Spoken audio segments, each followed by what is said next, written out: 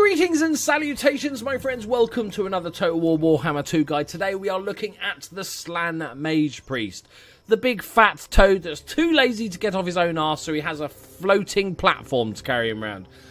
There is three different types. You've got the High Magic, Light Magic and Heaven Magic. We're going to go through each one and sort of discuss what we think of each magic lore, what would work best for the Lizardmen. So the first dude, another amazing model. Look at that. Spectacular. Absolutely spectacular.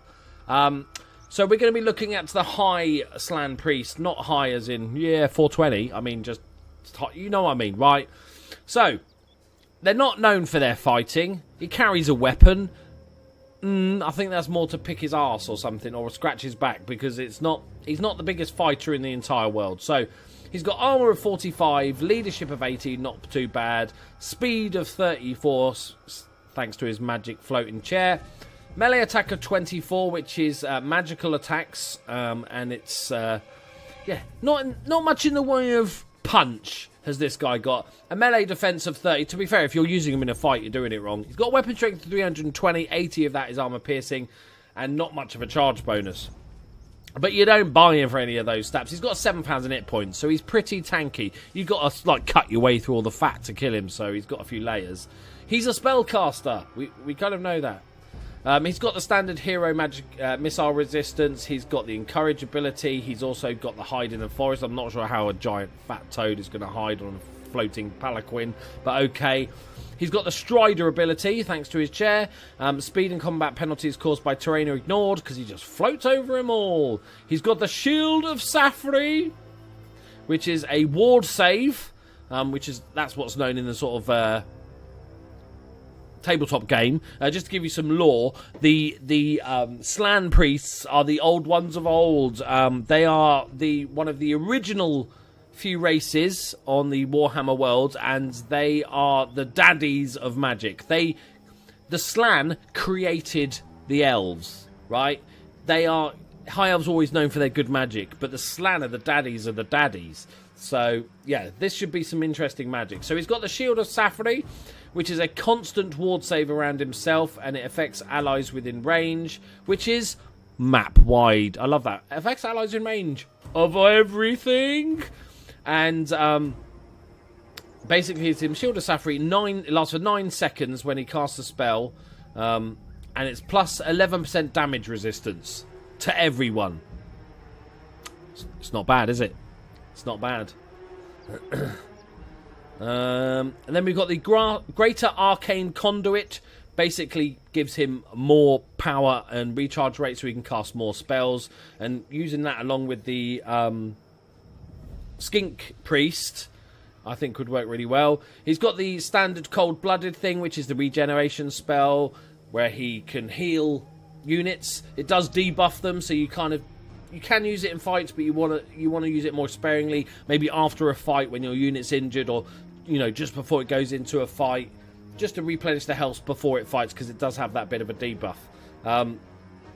We've then got Apotheosis, which is another regeneration spell that can cast on an ally, and this is really nice. 200 meter range, which is pretty standard long range stuff, and it replenishes hit points of combatants and makes that unit cause fear, which is really, really good, especially if you're fighting like orcs and goblins. Something with low leadership that really helps them to break them.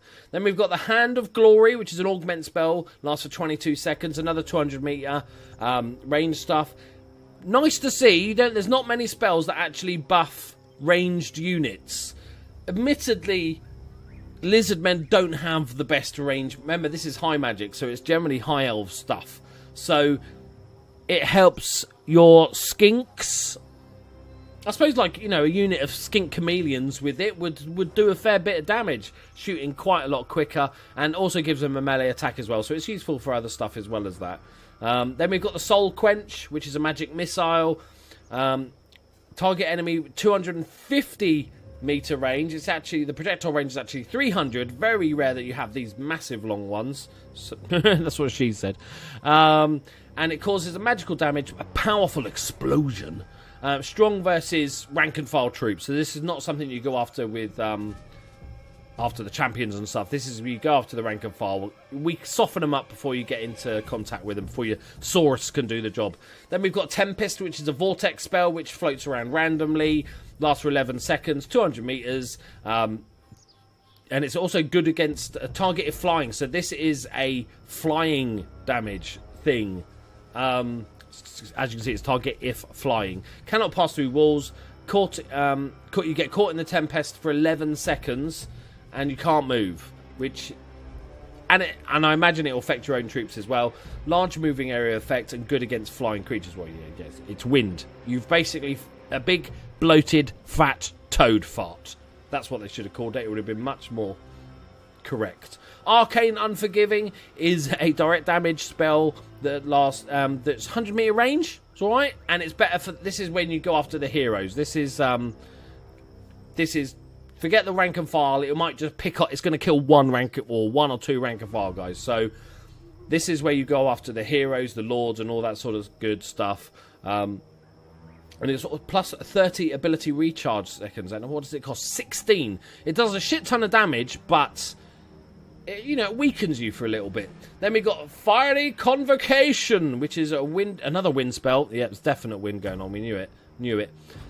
Which basically large magical area effect. It doesn't do a great deal of damage, but it's good for messing up their army line, especially if you're just about to get into contact. That you can then pretty much mess up one of their flanks. So that maybe allows you to get flank and rear charges. Always useful for those sort of spells. Then we've got Shield of the Old Ones, which I don't know why I'm saying it in that voice. Only acts on the target when in the area, which is 40 meters radius, and it's 150-meter range. You can cast it on yourself, on the ground, or an ally, so anywhere you like. It lasts for 15 seconds, and it gives you a shit ton of magic resistance. A very specific spell, this one, to be used against enemy wizards or heroes or units that do magic damage. It also gives them a cheeky little boost to leadership as well, a boost to leadership. So nice, but very specific. You'd only use this in certain specific, and it does last for 15 seconds. Doesn't cost you anything to cast, which is nice. I don't believe so anyway. That's just one of his things, isn't it? The resilience of the Old Ones is channeled into an energy barrier that protects all users from the full brunt of magical attacks against them. Right. And finally, we have Banishment. Banishment always sounds good, doesn't it? It's just like, fuck off. 18-second duration, 150-meter range, and it does a large area effect, decent amount of damage for a vortex. Some of the vortex spells are a bit... but this is a bound spell as well, so it's got, I think, 2 uses. It's got a bit of a cooldown, but it doesn't cost... This is the important thing. It doesn't cost any magic... I've got to say mana. I want to say mana. Power. Which is hugely important, because you're always using spells and stuff like this. A lot of these spells are relatively expensive. The Arcane Unforgiving is 16, so you might struggle to keep casting off spells, and having these bound spells, even if they're sort of, only a couple of uses, is definitely worth it. It allows you to do so much magic damage, and that's why they're the most powerful wizards in the world, even if they are big, fat, bloaty toads. Right, now let's go and have a look at the light magic Slann. So here we are with the light Slann Mage Priest. He's got a bit more of a green bogey colour than the orange one before, but obviously sort of pretty much the same model, just with a couple of little differences. But obviously the magic is where the difference is at. So we're going to have a quick look. I think they're all identical in terms of these attributes here. So it's just the spells that we're sort of looking for. He's got the Strider abilities we saw before. So the first one, he's got Exorcism, which is a lore attribute, which means it's constant and it's around himself. It's map wide and -8 leadership. Imagine if you're a goblin army with shit leadership at the best of times, and you just got, no, sorry mate, everybody -8 leadership. They're just going to run away. They're just going to shit themselves as soon as he farts in their general direction. Then we've got the Greater Arcane Conduit again, which increases his power, ability to cast more spells, always nice. He's got the regeneration spell that we talked about before, the healing spell. Then he's got Far's Protection, which is cast on an ally within 200 meters, and it's basically a big boost to his defensive stats. Then we have the Shem's Burning Gaze, which is a magic missile. a lot of these spells you'll see, they've all got different names and stuff, but a lot of them do basically the same as things as others. So this is your standard magic damage, good against large combatants. Okay, so this is the difference with this one over the others, is that it's good against large combatants. So we're talking cavalry and upwards. So that's actually something a bit different, which is nice. Good for from a high angle, because it's got a weird thing. But ironically, it's got poor penetration. No woman loves poor penetration. But basically that means you want to go for big targets that are not that well armoured, which takes a few possible targets away, but it still gives you plenty to go for. It's nice to have something a bit different. And then we've got Light of Battle, which is fantastic. You've got your left flank that's crumbling. Cast this on them, makes them unbreakable for 25 seconds. If they're about to go, you just need them to hold up for another 25 seconds. Just hold the line. This is perfect for that. And it only costs 7, which is not too bad. Then you've got the Net of Amintok, which costs 11. And basically, it's a freeze. It makes the person stuck in the ground, which is, again, great.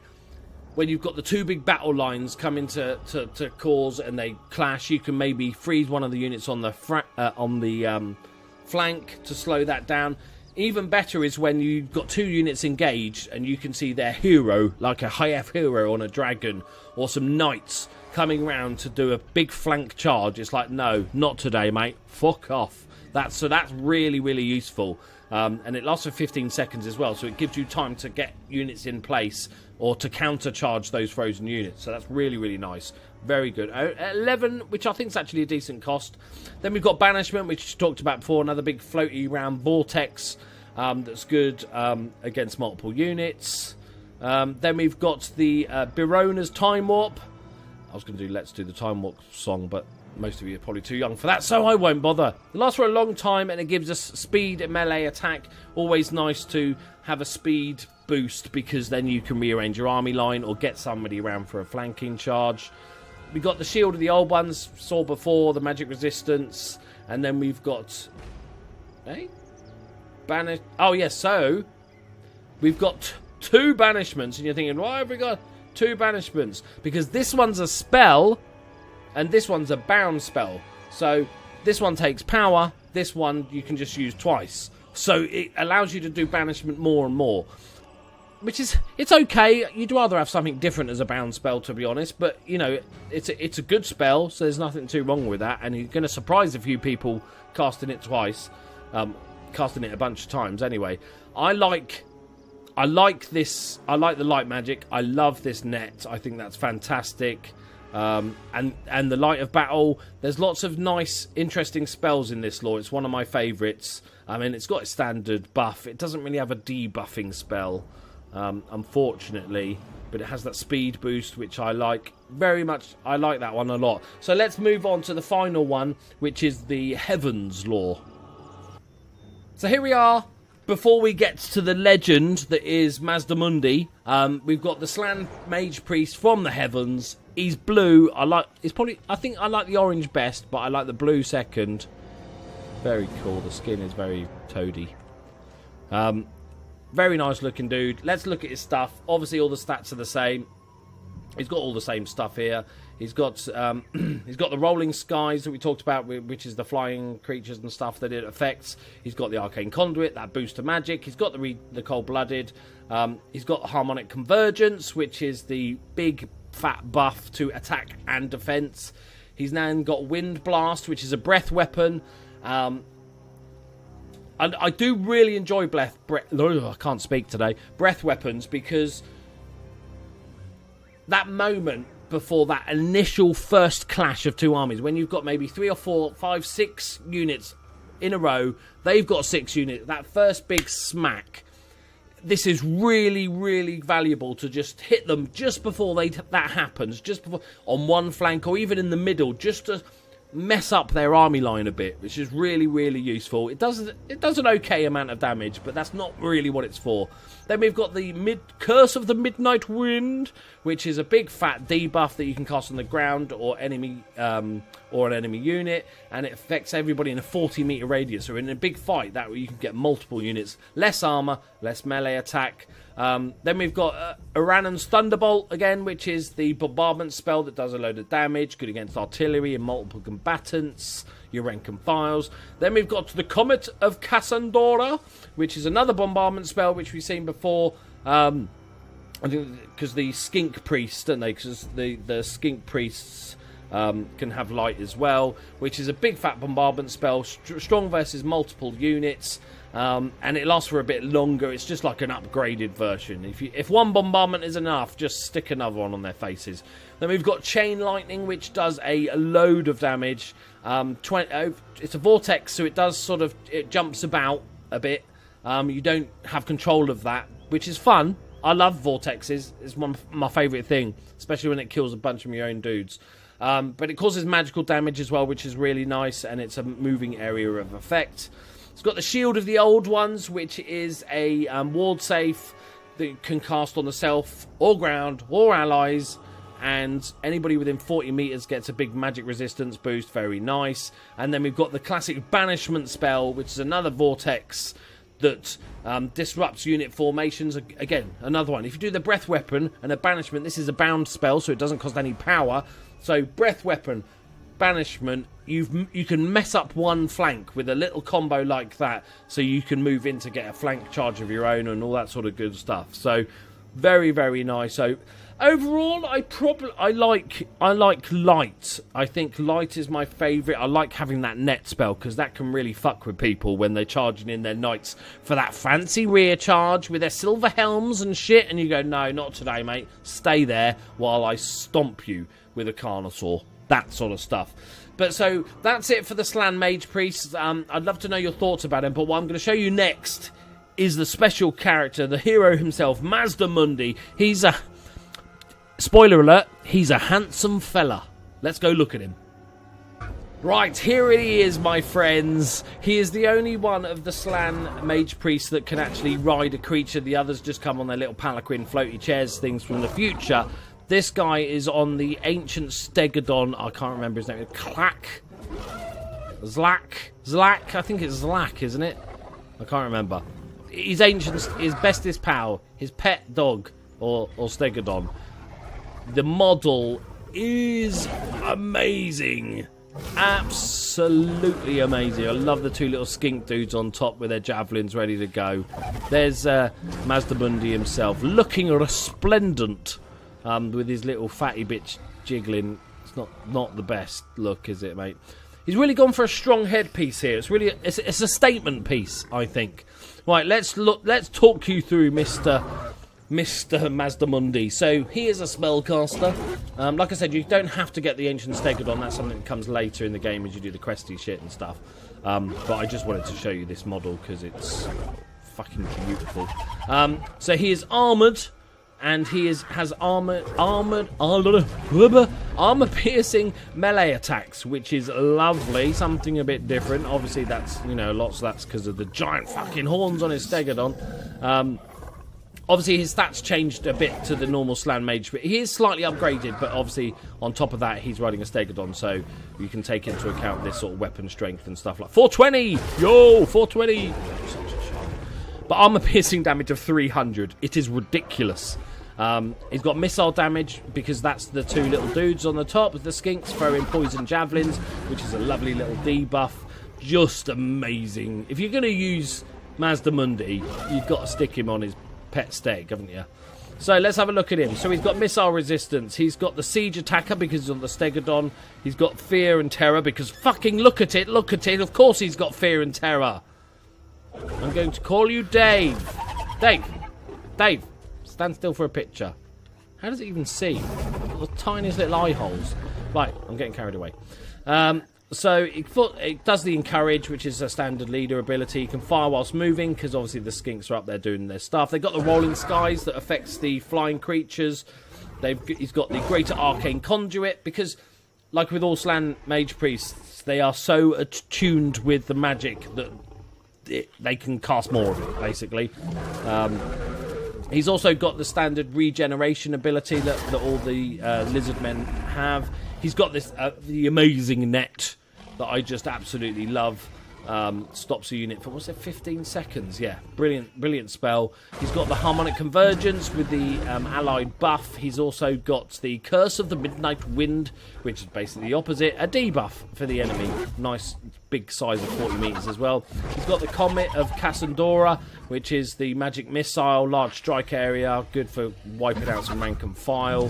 He's got the Apotheosis, which is another regeneration spell. Is that from the... I might be confusing myself here. Is that from the Lord of Beasts? I can't remember. But basically, it replenishes hit points of combatants, and it can cause... It makes that unit cause fear, and it doesn't have any of the negatives that the regenerations, the Cold-Blooded spell has. Where is that? I don't know why they don't make 2 lines for these icons. I could just go for around here, but that, you know, that's too much sense. There it is. Obviously, the Cold-Blooded ability is built in, so it doesn't cost you any power, but it's definitely a downgrade on that.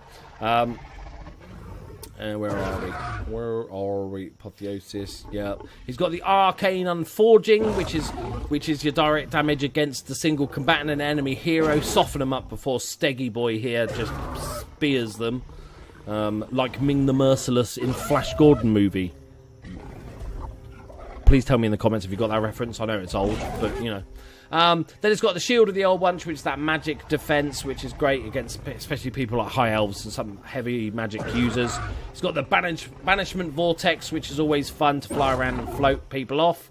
And the Ruination of Cities, which, you know, sounds impressive, doesn't it? It's a wind spell. It's a Steggy Fart, we're going to call that. Its duration is 7 seconds. It hits the ground, so you can't target a particular unit. 150 meters, does magic damage, and 3 damaging rifts spreading outwards, like this ripple effect. And it does a lot of damage.